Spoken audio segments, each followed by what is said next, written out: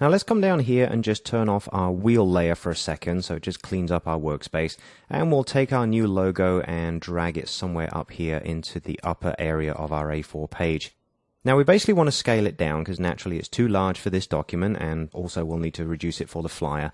So by now you do know that if we hit the E key, we can access free transform. We can also use the control palette up here to change the width and the height, making sure that we would actually constrain the two proportions together. So when you adjust one, you are essentially scaling there, but numerically.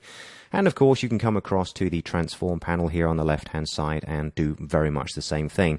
But as we've seen already, there are tools to handle most of these functions. So we're going to access the scale tool here. So let's go ahead and turn back on our smart guides by pressing Command U, and I'm just going to go back to my main selection tool and zoom up on the upper right hand side here. And in fact, we don't need our layers panel for a second. So what we can do is just move this so it snaps onto our guide on the right hand side, and then we're going to hit the S key to access our scale tool. Now you can see it's over here in the tools palette. I do want you to know where that exists, but it's good to know the keyboard shortcuts as well. Now, as with all the other tools, it generates a default anchor point in the center, and if we were to hold down our shift key and maybe drag from the upper left down towards the lower right, you'll see we do have a scale function, very similar to free transform. Okay, just going to undo that.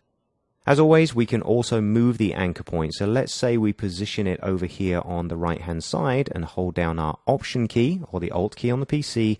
We can then click to bring up our dialog box and specify the value we wish. So maybe we want to drop down to 40%. Go ahead and click OK, and it will do just that.